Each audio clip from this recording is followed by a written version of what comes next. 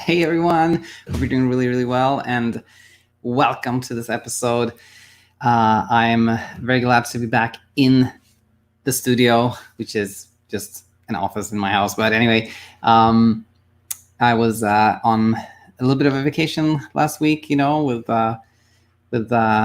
travel difficulties, traveling far. We were just on a local trip to the Oregon coast, which was very nice. That said, I'm very glad to be back answering questions. Have a lot of them.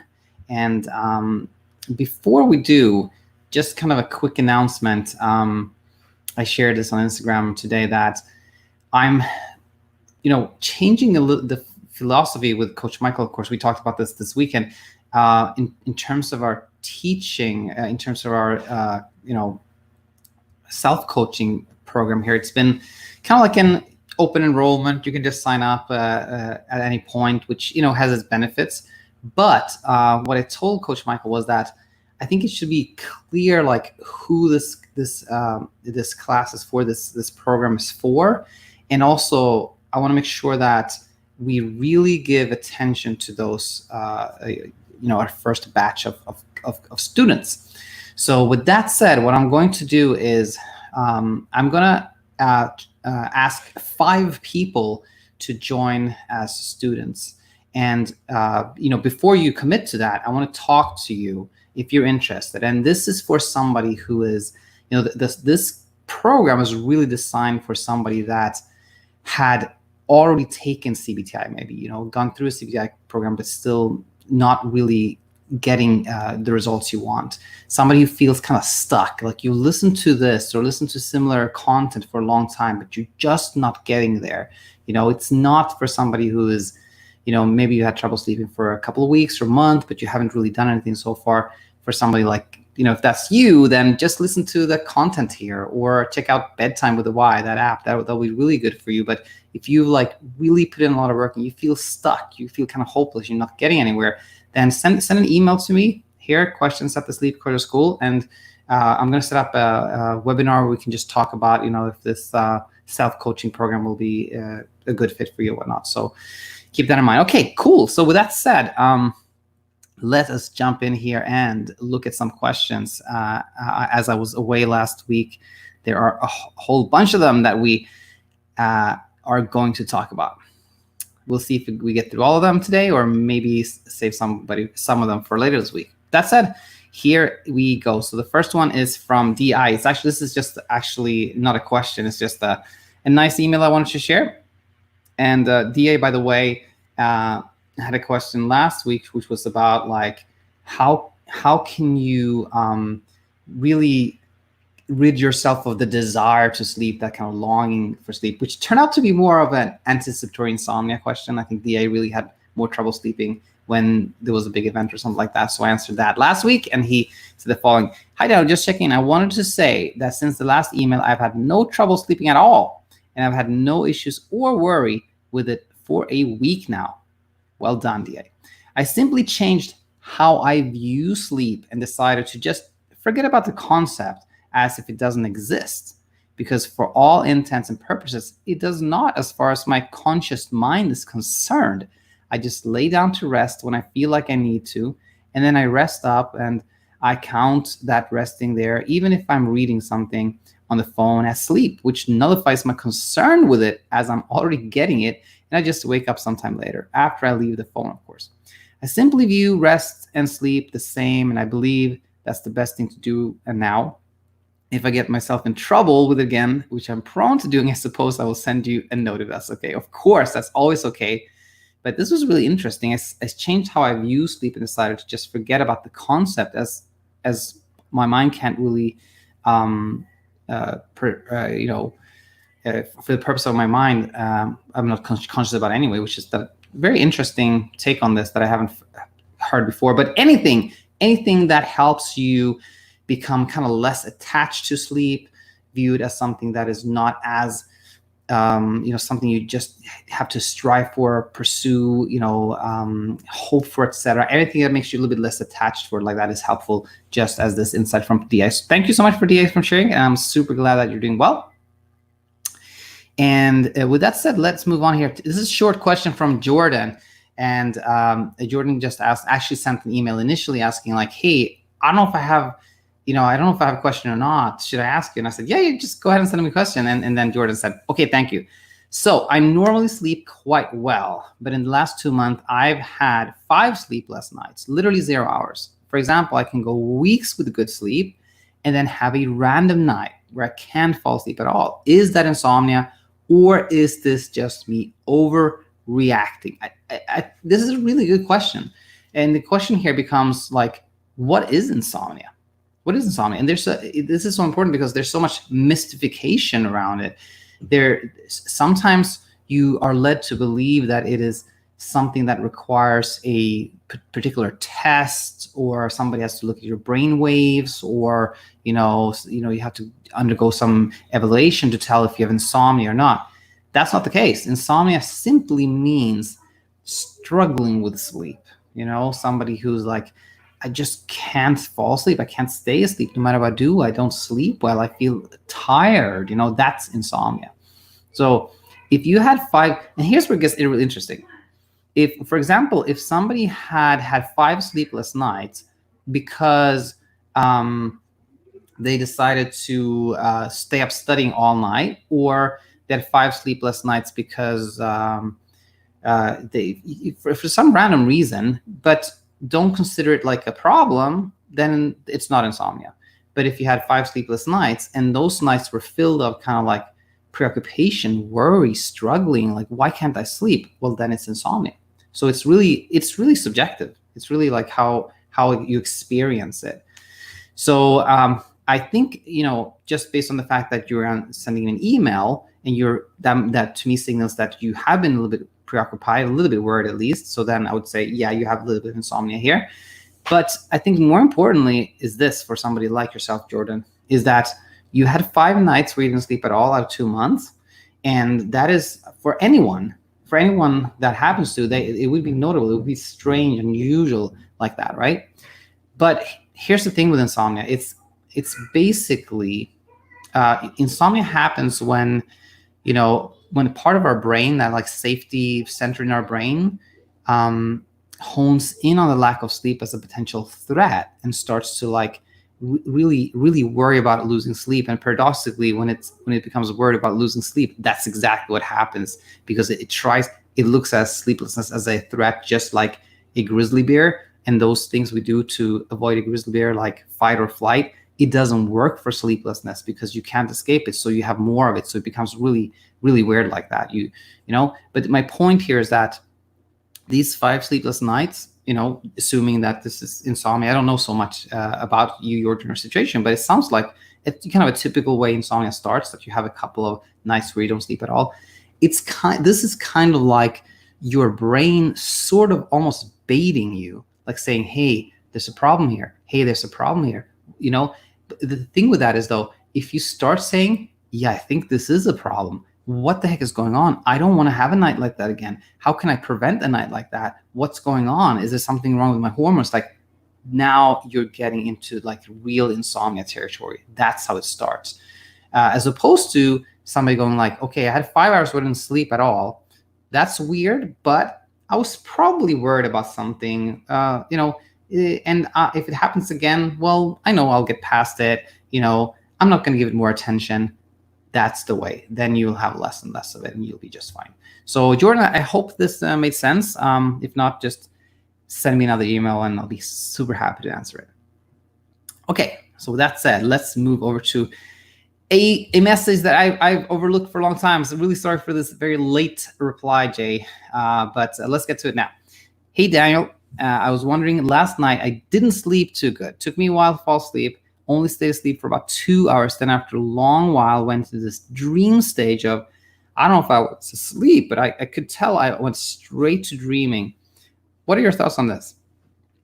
We've talked about this quite a number of times lately, this kind of like very vivid dream stage, or going straight into dreaming.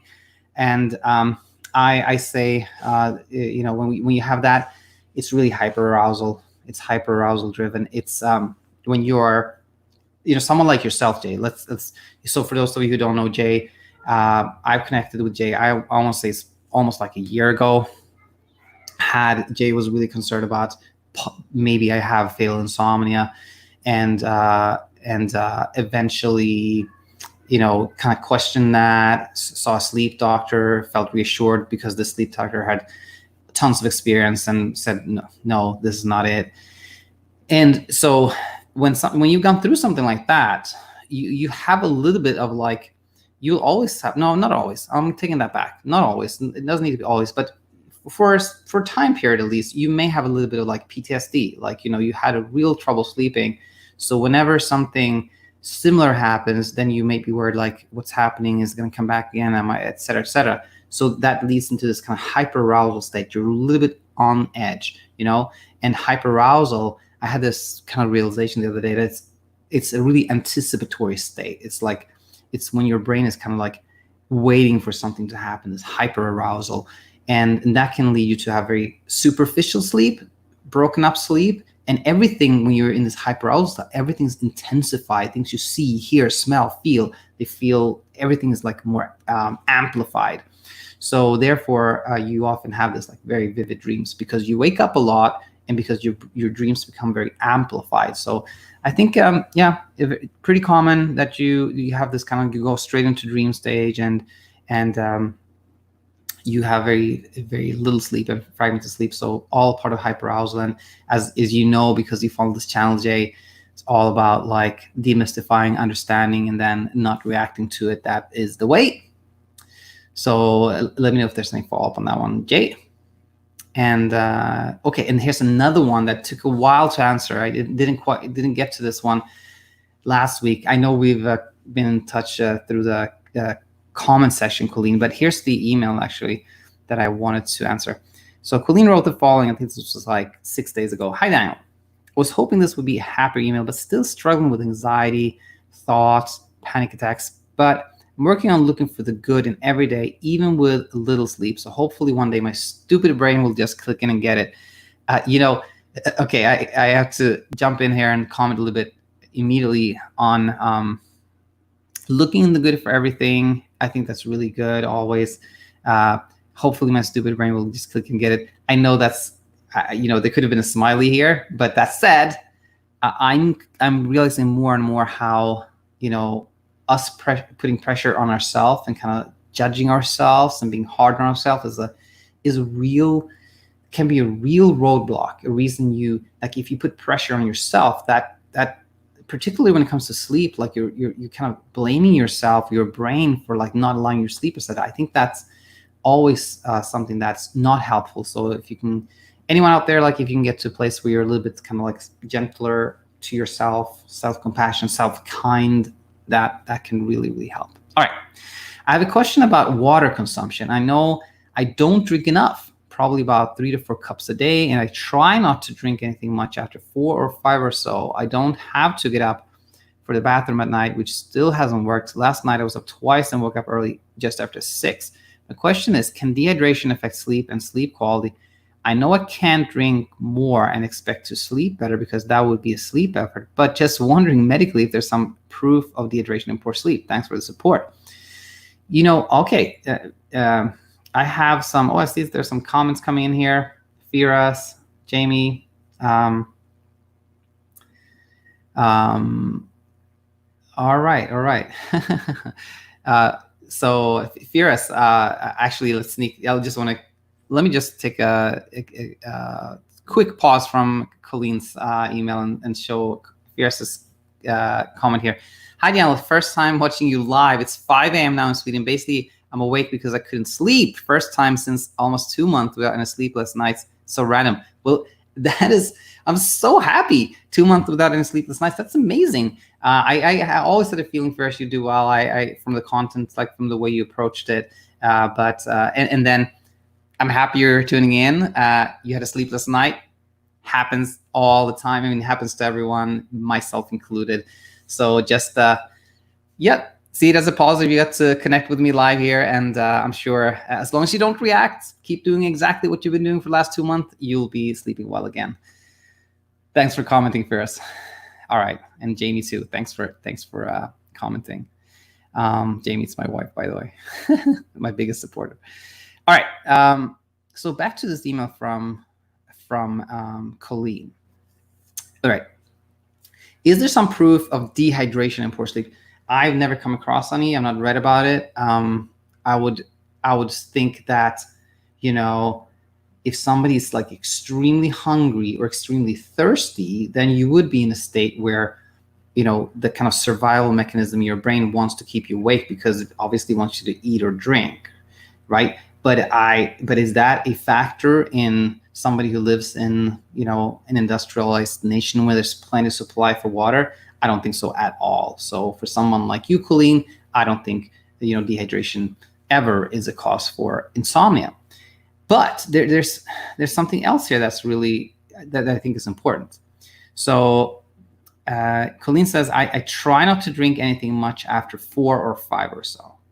And, when I read that, I'm thinking, all right, Colleen is avoiding drinking in the evening because she's worried that getting up to use the bathroom is going to disturb her sleep, disrupt her sleep. So I think here we actually do have a sleep effort. It is, in fact, what am I calling this? I'm calling this a defensive sleep effort. An offensive sleep effort is like when you're doing something to make yourself sleep, and a defensive sleep effort is when you're avoiding something, hoping to preserve sleep. And there are many sleep efforts are always problematic because sleep is a passive process. Anything you do to try to make yourself sleep or protect sleep or something that interferes with that, it creates like attention and preoccupation that is never helpful. Another problem with these defensive sleep efforts when we're not doing something to preserve sleep is that we're kind of like ceding, we're kind of giving up things that we may enjoy, which may not be the case in this one, but when you give up coffee, for example, you're giving up something that you enjoy, and insomnia takes a bigger part of your life. But going back to this one, so if you avoid drinking before you go to bed to make sure you don't use the bathroom, that is, again, evidence that you are attached to, you're attached to getting good sleep, and that act of kind of avoiding to drink, that just reinforces that you got to get enough sleep. Sleep is really important. Lack of sleep is a threat. So this kind of defensive sleep effort, again, it's not helpful. If this is the reason, Colleen, if you're avoiding to drink after 4 or 5 to preserve sleep, then that is a type of sleep effort that is not helpful. And, so you may say then, or anybody that hears this may say, well, if I drink after 5, I know I'm going to be up to use the bathroom. Well, then I say, well, most people need to do that. Most people after 40 need to go up and use the bathroom at night. And what happens is they go use the bathroom, go back, and then they sleep again. That the problem is not having to wake up to use the bathroom. The problem is the reaction to waking up. If somebody wakes up, I need to use the bathroom, go back to, use the bathroom, go back to sleep, there's no problem. If somebody wakes up and realizes, dang it, I'm awake, and it's because I have to go to the bathroom, now I'm not going to sleep. Oh, no. Well, guess what? That's the problem. The reaction is the problem, not having to wake up. And that reaction, by the way, is amplified when you are avoiding something so that you will sleep at night, So I think that's an opportunity there to just say, if I feel thirsty, I'm going to drink. And then you're doing something very important, which is you're teaching your brain you don't have to fear waking up. It is not a problem if you wake up. It's kind of that reassuring voice, that kind of calming voice that your brain needs. It's not a problem. Don't worry. It's going to be okay, So I think that became a really important insight here, Colleen. So let me know if you have any follow-up questions, and I'm going to answer it much, much faster next time. I promise. Okay, so with that said, we turn to Vince, who, just like Jay, has contributed so much to this channel, sent a lot of questions, and has another good one here. So let's read it. Hi, Daniel. How are you? Very good, thank you. Thank you for your advice. I've been sleeping good for about 4 months. And I want to stop right there and say this is amazing. That's music to my ears. And for those of you who don't know Vince, I think I connected with Vince also nearly a year ago, maybe 9 months ago or something like that. And I remember distinctly how Vince was asking me, like, I don't know, 8 times about his TV, and I say this in a like non-judgmental way, it's just to illustrate how Vince was in a place where, he was almost obsessed with every little detail, controlling the environment so he could sleep. And going from there to now, I've slept well for about 4 months. That is just fantastic. So Vince, I want to say, and Vince did a lot of work, like with just always asking questions, implementing, trying to follow it, answering questions, asking questions, etc. So Vince, you've done amazing work, and I'm really, really happy. So let's keep reading. Let's keep reading that. Now I think I'm developing tolerance to my sleeping pills. I have 2 sleeping pills, Valium and Ambien. My doctor told me to have a drug holiday, meaning I have to take Valium, for example, today and tomorrow the Ambien. I know I've heard said that the meds don't produce sleep, but the person itself. I remember you talking about sleep drive and sleep arousal, that they are the ones that actually make you sleep.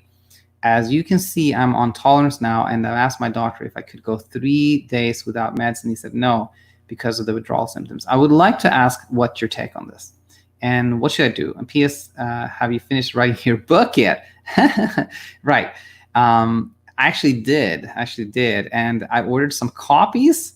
And once I know they look good, I'm going to announce that it's going to be really, really. I'm really excited about that. All right. So, firstly, again, you can see Vince has been doing homework here. He says, I remember you talking about how sleep drive and it's actually hyperarousal are kind of the things that determine, how well we sleep, etc. This is like basic sleep physiology. Let's go over it real quick. Sleep drive is like the thing that makes you sleep. It's how sleepy you are, how much you need to sleep, and that comes from wakefulness. The longer you're awake, the more of a sleep drive you have. That's the gas in our sleep system, the gas. And then we have the break, which is hyperarousal, being excited, preoccupied, worried, stressed, on edge like that. That is hyperarousal. That's the break in our sleep system. And that's all it is. That's all that really matters. The gas and break, gas and break, gas and break. Full gas, no break. You're going to sleep real well. A lot of breaking, little gas. You're not going to sleep at all. The common thing that happens with insomnia is you have both. You are sleepy, you are somewhat sleep deprived, but you're also hyper aroused. So you have this, like, it takes a long time to fall asleep. Then you finally sleep. It's very fragmented. It's light, it's superficial. Gas and break are both, they kind of fighting each other. So, okay, so where does sleep medications fit in here? Well, emotions are not like, a medication cannot change your emotions. It's not like you can take a pill and it makes you happy. You can take a pill and it makes you calm. It is, emotions are a product of our thoughts. And if you want to learn more about this, check out the playlist I have that is called the Self-Coaching Model. It's in the description of any of my recent videos. So again, when you take a medication and it makes you feel less anxious, that's for one of 2 reasons, and those are both related to thoughts. Either you take a medication and you become sedated to a point where you can't really put together thoughts that are complex enough that they make you anxious. Like somebody drinks a lot of alcohol, like they just can't string thoughts together, so they don't, they can't become anxious. The same thing with medications. That's one way they can work. But the other way they can work is like the belief in them. Like, oh, I know I'm going to feel calm when I take this, and that thought does produce calmness. So you can call that placebo as well. That's placebo. Now, if somebody's been taking Valium or Ambien for a while, my opinion, my thought on this is that, yeah, they don't really make you sleep. They cannot make you sleep. And they're probably, the chemical part of them, I don't think is doing much on the hyperarousal either. So I think I agree with the author of Say Goodnight to Insomnia, which I have behind me, that after, a couple of weeks or something like that, then it's really all placebo. But that doesn't mean there's no problem. That doesn't mean, you can just stop taking medication and sleep Great. Well, you could if you were 100% a believer that they didn't have any chemical effect and you were completely comfortable with that, then you can stop cold turkey and sleep fantastic. But that's rarely the case. Oftentimes you have come to believe that this medication is helping with my sleep to some degree. And when you don't take it, then your brain, it goes like, oh my gosh, what's going to happen now? Am I not going to fall asleep? Am I going to up all night? Should I maybe take half of it? What if I stop it tomorrow instead? What if I do this? What if that? And those type of thoughts, they create so much anxiety that you don't sleep at all. And then you have this rebound insomnia where you stop taking something and you sleep very little. And you think, oh my gosh, this is the evidence. I need that medication. Well, in reality, it's the thoughts, the kind of anxious thoughts that come when you know that you're not taking something that really cause the rebound insomnia. So with that said, that's kind of a little bit on medications. Can you take a drug holiday? I think, again, that my opinion on this, my general thought on this, if somebody goes 3 days without their medications, I don't think there's any evidence that does any harm. That person may sleep very little for 3 days, but I don't think there's any evidence that is harmful in any way. But then could you stop taking for 3 days and then start again and it would have like the same effect as it had from the beginning? I don't know that at all. I think when it comes to medications, that the important thing is to know that they don't make you sleep. And when you take a medication for a period of time, whether it's 2 weeks or 2 months or 2 years, and you're now again not sleeping that much, it's very tempting to think, oh my gosh, the medication stopped working or I'm tolerant to them.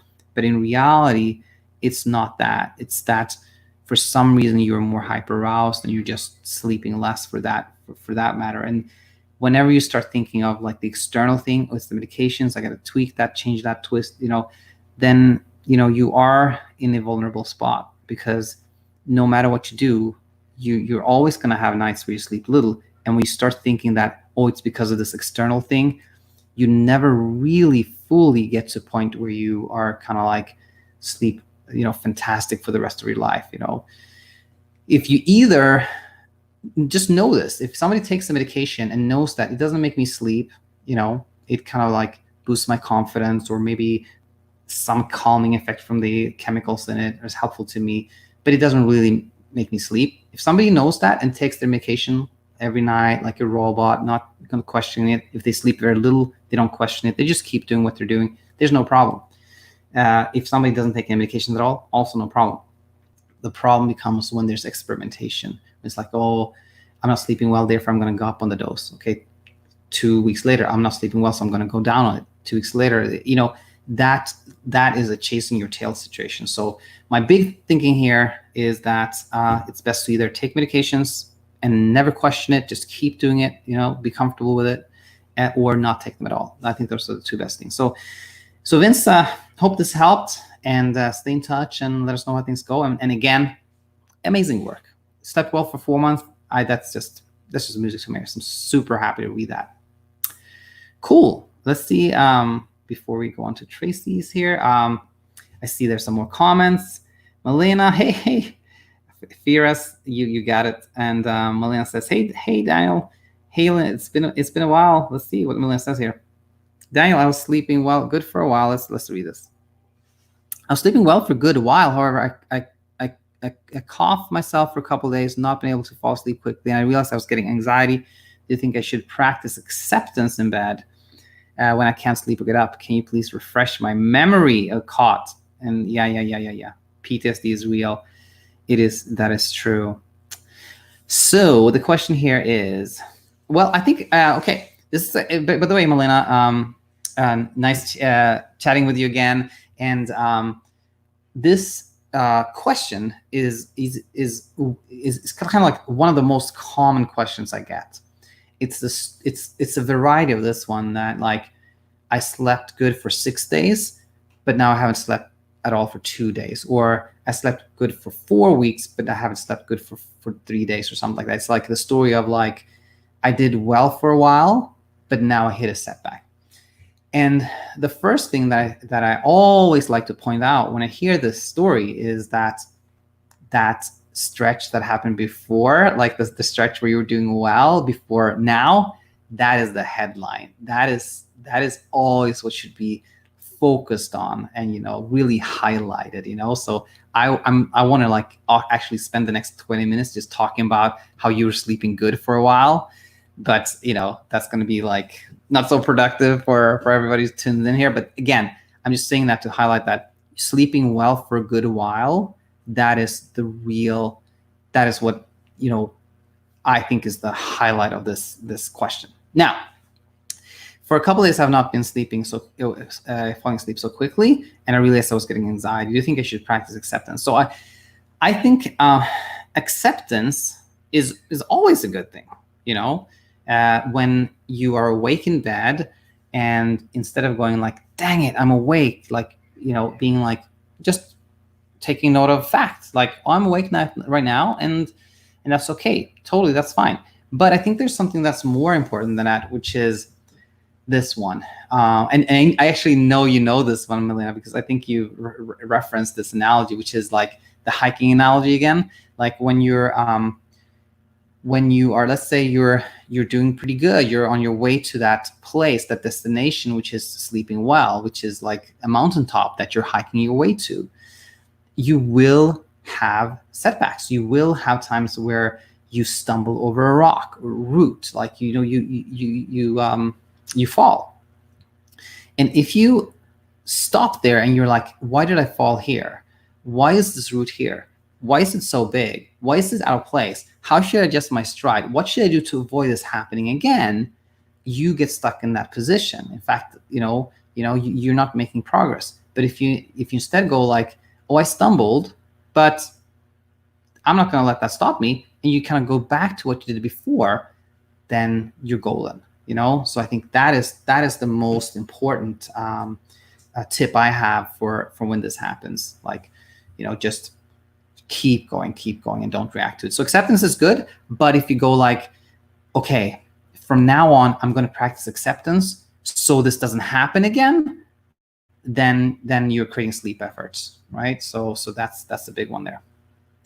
So again, awesome job, Melina, and again, you're going to be back sleeping well for in no time. I'm confident. All right, so let's go back here to this message from Tracy, which this message and Tracy's situation and Tash's situation from a recent Talking Insomnia episode, I've been thinking a lot about it, and I'm going to share like what I've been thinking about as we read this. Tracy wrote a message a couple of days ago that goes like this: I feel like a zombie, like her. That's Tash from that Talking Insomnia episode. And I plan to ditch CBTi sleep restriction and stimulus control within a few weeks when I talk to my coach again. And for a little bit of background there, Tash from that episode where she was a podcast guest had been doing a pretty strict sleep restriction for like a year and was sleeping very little. And the problem is that any type of like rule or thing you try to follow, it can become like a pressure, so sometimes it's good to let go of things. I also, Tracy says, like Tash, have kids, but mine are teens. They do cause an added layer of worry, not knowing what time they might come home if they're out with friends. Sometimes it's 1 a.m. and the dog barks, etc. But in general, I have plenty of opportunity to sleep, and often I do get 3 unbroken hours. If I do get 3 unbroken hours, I can get through the day okay. And I highlighted this because, the implicit message when I hear something like this, if I just get like 4 hours, I'm okay. Like this kind of highlights that I don't need that much sleep. If I just get a little bit of sleep, I'm okay. And this is completely understandable, but there's a problem with this statement, if you will, which is the implied message is, if I get less than this, then I'm in trouble. And the problem there is that, again, you have this bar, and if you have this mark, like if I get less than this amount of sleep, then it's going to be terrible, which creates so much pressure. Even if the bar is super low, it creates pressure. It is much better to try not to be aware of how much you sleep, like try to be like very subjective about it. Like, I know I slept very little, or I slept better, something like that, instead of like I slept 2 hours, 2.55, 4, etc. Like try to be unaware of exactly how much you slept. That really helps. And also try, I know this is a hard one, but try to find evidence that there are outliers. Like there was that time where I slept almost nothing and I did okay, or there was a time where I slept, more and I felt really, really tired. The more you can get to a place where you're like, okay, I can sleep very little and still have an okay day, the better, even if it's kind of, I know it's kind of extreme in terms of numbers here, but still that is the best, best approach. And in fact, I highlighted this before I read the rest of the message because it goes on to say exactly what I expected. Not great, 3 hours, but fine enough, but less than or a string of 0 is terrible. And I've been to the hospital for being up 6 days straight. They just gave me medication, which I had already been on. I think I remember this from a previous email, actually. And Tracy says, I just don't want to feel physically sick at this point. It's not even sleep anymore. I just need to live and not be sick and vomiting and being dizzy like her, like Tash. I also can lie in bed and not feel stressed or anxious, but I can lie there all night and not sleep. I don't clock watch, but I do hear the train every hour. I never used to hear it when I didn't have insomnia, but it seems any little sound now is amplified.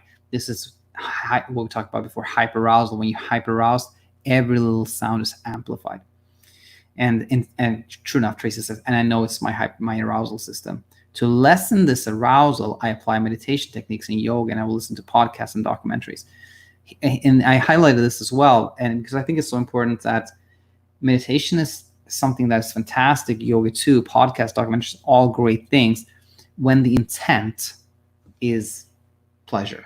When somebody does yoga just because they love it, that's fantastic. When you listen to a podcast because you love that podcast, fantastic. But if you do anything to lessen the arousal, it will backfire. Anything you do with the intent and purpose of making yourself calm will make you more hyper aroused. And why is that? Well, it's because, just like sleep is a passive process, like feeling calm is also a passive process. When you do anything, like it's kind of like saying like I must be calm. Just in that sentence, there's pressure, So if you do something, I have to do this to become calm. Already there, it doesn't work like that, because anything you do with the purpose of making yourself calm, backfires. So if you can do anything instead that has nothing to do with hyperarousal, that is just for pleasure, that will really, really help. Just take your attention in that other direction. I think I'm gonna actually, I'm just gonna share actually, Tracy, what I thought about when I read this message, as well as the message from, or when I talked to Tash the other day, which was, when somebody, I was thinking a lot about how, okay, what if somebody has, done everything that I always talk about, like, really understand insomnia, try to shift your attention, try to educate yourself, spend a little bit less time in bed, etc. And somebody's done that for like the longest time, but really sleeping almost nothing, is feeling super, super, super tired, etc. Then why is what's going on, and how can you really help somebody that's in that spot? And again, going back to when I spoke to Tash, what I felt when I spoke to Tash was that this is somebody who is very, very driven, who is capable of many things, and who is putting pressure on herself to be successful, really taking everything she learns and just executes on it, just does it more diligently than anybody else, but still not getting any results. And when I thought about this, I got the sense that, this is probably somebody who's actually pretty hard on themselves, somebody who expects a lot from themselves, somebody who puts a lot of pressure on themselves. And when I thought that, I was like, so maybe the key for somebody that is in this spot is really applying self-compassion, self-love, kindness to themselves, and being like, okay, I have to, again, I use the word I have to, which is, I kind of contradicting what I just said, but let me be mindful of what I'm doing, and let me try to be kinder to myself, to not pressurize myself, to have more compassion towards myself, be more understanding towards myself. I was thinking maybe that could be the real key. And when you're kinder to yourself, you're less pressured to perform, to not pressured to be less tired, not pressured to sleep more, etc. I think that could be really, really helpful. So Tracy, Tash, if you hear this, I hope you consider this, and I would love to hear your thoughts on it. And the Malena, absolutely. As she said, thank you. That's right. I wanted to take a sleep break, so I did. I'm sure I'll be back sleeping well. Me too. And stay in touch, Malena, and let us know how things go. Of course. Thanks so much for these live comments. I really appreciate those. All right, so let's see here. We talked about Tracy's, and we have Ricardo and Amy, and maybe Luke too. Okay, I think we can do both Ricardo and Amy's comments here. So Ricardo wrote a few days ago the following: "Hi Daniel, hope to find you well. Yep, I'm doing really well. I'm roughly 3 weeks in since I started implementing CBTi. The first week was really tough. In the second week, I started seeing some results. One night, I fell asleep very quickly and only woke up with the alarm going off. I was a bit sleepy. I felt I could sleep a bit more. I got out of bed, though, and 15 minutes later, I felt restored and full of energy. That felt good. I had not experienced that in a long time. The following days were not quite as good. I had to get out of bed a couple of times the night, but eventually I fell asleep at some point. I still felt okay in the morning, but after 3 days, because of accumulation, I felt tired. Also because of the lockdown, when I get out of bed at 6 a.m., there's not so much to do. And because of that, I dwell a lot more on how tired I am. Whereas normally, if I'm working, I don't think about it that much. One day after getting up at 6 as usual and having nothing to do, I thought I could go to bed for 1 more hour or so, but unfortunately, I found myself getting out of bed at 11 a.m. When I realized this, I felt really bad, as though I messed up big time. That night, I didn't sleep at all, which was to be expected. And then the next day, I tried to get to my rhythm again, but the last 3 nights were bad and I slept poorly. I keep thinking I gave a step back because that day I stayed in bed later. Am I overreacting? Would like to hear your thoughts. All right, Ricardo, firstly, I want to say thanks for sending this question, and well done on being proactive and taking some steps here towards sleeping better. That is amazing. And the first week was really tough, but the second week you did better. That's fantastic. Really happy you felt restored that time and full of energy. So now imagine this. Now you're in this position though, where you're like, first week was really tough. Second week you were doing better, and this is almost like you can get a little bit of the success regress here that I talked about last week, where when you're doing better, you're kind of in a way now you have something to lose. Now you have like, is this for real? Am I going to do better and better? Which that can set you up a little bit, because whenever you have start having those type of expectations, things can go the other direction, which is completely normal. That's why the first couple of weeks always a lot of yo-yoing. You do better, then worse, then better, then worse, before it kind of stabilizes. So just some thoughts on that. Now, let's actually get right to it. So there was this morning where you slept until I think 11 a.m. And how is that expected to affect your sleep? Well, here's the thing. If you go back again to the gas and brake model, which we talked about earlier, if you sleep during the day, yes, your sleep drive is lower. You don't have as much gas. But on the other hand, there were several nights where you didn't sleep that much. So I think it's unlikely that you paid off all of your sleep debt in just those few hours. So I think maybe you had a little bit less sleep drive that night, but I don't think that was a really big issue. I think the issue was more hyperarousal. It was more that you were thinking about how you had slept that day. You were thinking, oh my gosh, I slept for a couple hours. I'm not going to sleep at all that night. And that increased the braking hit. That increased the hyperarousal. And that, more than anything, was the reason you didn't sleep at all. But then it didn't end there. It became, what if I screwed everything up? What if I messed things up? What if I got it all wrong? What if I have to start from the beginning? What if that I think is the real culprit here. That is the real culprit here. So going towards your end here, am I overreacting? I'm tempted to just say, yeah, you're overreacting, but that's, not, I want to be more understanding and kind here. And I want to say, I do, how should I say this now? Now I kind of like, I got myself in the corner here. I want to say, okay, I think, yes, in a way you're overreacting. Or no, now I remember what I was thinking here. When we say overreacting, it's almost like a built-in judgment there. You're overreacting, you're reacting too much.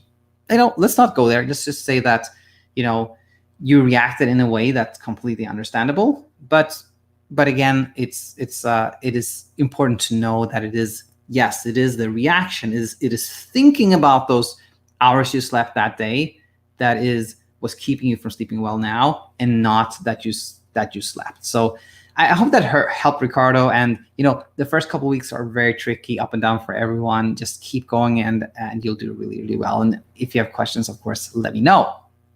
All right, so I think this is going to be the last one for today. And this is from Amy. And she said the following. Hi, Daniel. My hell of an insomnia began after contracting COVID-19 3 months ago. I developed a fear of sleeping as I began to become very preoccupied with my health and heart, and I believed I would die in my sleep. I began sleeping later until 6 a.m. in the morning until I stopped sleeping at all. I had numerous sleepless nights a week, and over-the-counter medications didn't help me. I just stayed awake all night and couldn't sleep at all the next day. My sleeping pattern was no sleep, next night 4 hours, then repeat. I wasn't that worried about not sleeping as I thought it would pass, but since getting over COVID, I'm left with insomnia. I cannot fall asleep at night and can't even nap during the day to make up for any lost time not sleeping. I don't believe I'm hyper-aroused, as I'm like a zombie during the day. I'm always exhausted and extremely tired to the point of my eyes burning and stinging, yet I can't fall asleep no matter how hard I try. I haven't been able to return to my job since this, and even on nights when I achieve 6 hours of unbroken sleep, I never feel rested and wake up feeling extremely exhausted, like I haven't slept at all. I feel like I'm being tormented and believe COVID has triggered FFI or SFI. Every time I do sleep, I get extremely vivid dreams, which are exhausting every single night, and I wake up with my eyes still sore, like I have had another sleepless night. I believe I'm not reaching any form of deep sleep and cannot get past stage 1 or 2, which is why I'm constantly exhausted.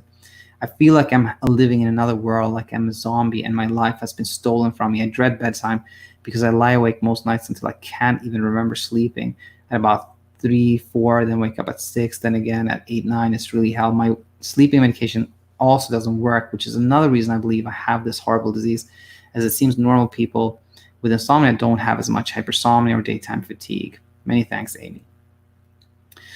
Amy, I want to say thank you for sending this email, and I'm very sorry to hear all this happening. It's one of these emails again where you can really, it's really tangible how much the insomnia has affected you. The story overall, I want to say, it is a common one, meaning it's a story of somebody who did well, no problem sleeping, until something happened.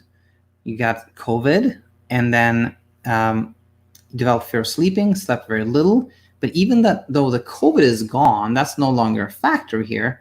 The insomnia has a life of its own, So what's happening is that the circumstance that triggered the trouble sleeping was the COVID, but it's no longer what's driving it. Insomnia has taken kind of, quote unquote, a life of its own, and that is because the lack of sleep, the sleep disturbance, triggered this like desire for sleep, which when I say desire for sleep, I mean like wanting to sleep, hoping to sleep, wondering why you can't sleep, that whole like focusing on sleep, the desire to sleep again, to get sleep back. It's almost like an unanswered love, I want it, but why am I not getting it? Trying to figure out how you can get it, etc. That desire for sleep triggers more trouble sleeping, which triggers more desire for sleep, triggers sleep, etc., etc. That is like the cycle that we call insomnia.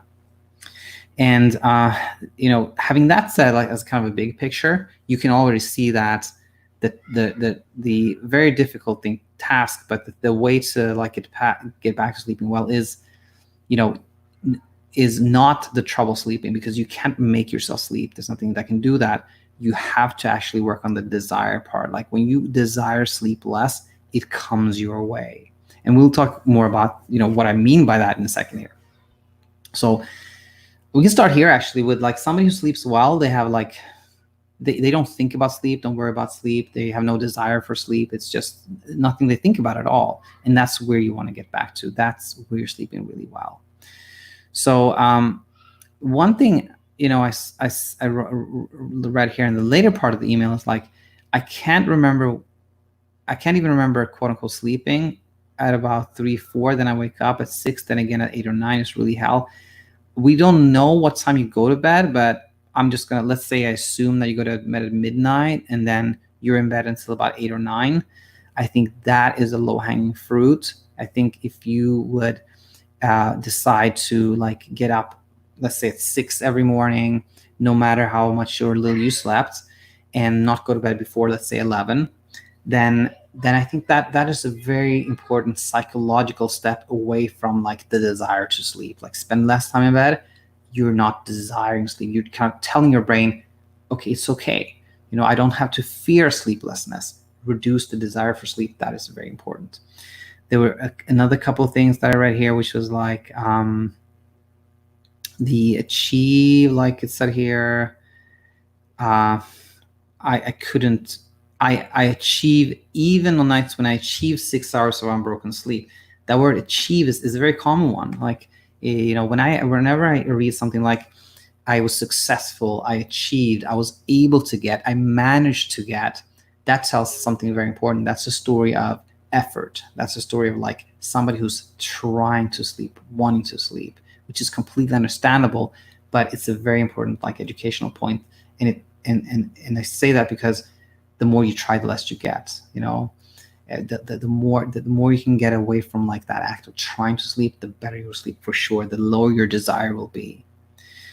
And I had read here like I don't think it's hyperarousal, and there's nothing here that's medical advice. You have to talk to your doctor, of course. But when somebody is not sleeping much at all, like when you have this like I struggle to sleep, I don't understand what it is, I have vivid dreams, then in my mind there has to be hyperarousal there, because I just don't know anything else that can explain that.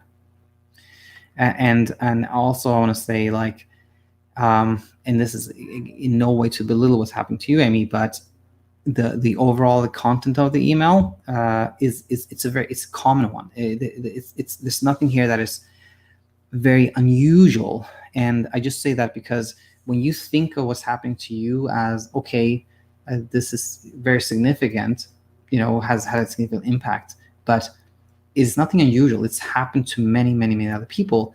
Then you kind of demystify. It's less strange. It's more like, okay, more acceptable, if you would. That's also super important to kind of decrease that desire for sleep and have you sleep better. And so, yeah, I think I want to. I think that's all for now, Amy. I think just consider what I talked about here and just like use this channel to educate yourself and send more questions. And I hope you'll do really, really well. So we'll end those email questions there. And I saw that Laura is live here also. She says, hope it's well. Yes, it's been doing well lately. I do agree with what helped me improve is self-acceptance and being patient with the recovery process. Having high expectations about my sleep made it much worse. Nothing to add. That's you hear some version of this from every single person who starts sleeping better. It's always about like, I had more acceptance. I didn't expect more acceptance, lower expectations. I wasn't as preoccupied. I stopped worrying as much. I was so attached to it. That's always the key. How do you get there? Which is the $1 million question. I think education is the most important one. Understanding is the most important one, because when you understand, you're less worried. You get it. That's super important. And Melinda says, sounds like the first big one for, yeah, unfortunately, yeah, I wouldn't say, like, for those of you who are new to the channel, like, a lot of people have that, like, the big one when it all started, like the first stretch of time where you slept almost nothing. which then, even when things are better, you have that fear of the big one coming back. And that's where that kind of like the PTSD aspect of insomnia plays into a role. And now I don't know if you heard this one, Melina, but I thought about this one too. Like, how do you get past that? How do you get past the fear of the big one? Well, paradoxically, it becomes this: accepting that you can have the big one again. I know that sounds kind of crazy, but that is it. Like, as long as you have fear of the big one at some part of your brain, then it will always be with you. You know, whenever you sleep a little bit less, you're like, is this the big one? Is the big one come back? But if you can pivot that to like, I may have the big one again, and I'll get past it again. If it happens again, that's okay. I think that is the key to like not having any problems whatsoever, because then you're not afraid of the big one. You sleep well forever. So let's end there on a good note. I want to, thanks everyone for sending emails, questions, and again, if anybody has a question, please send it here, questions@thesleepcoachschool.com, and I'll be back answering questions, if not Thursday, then Friday with Coach Michael. So take care, everyone, and look forward to having you back here soon.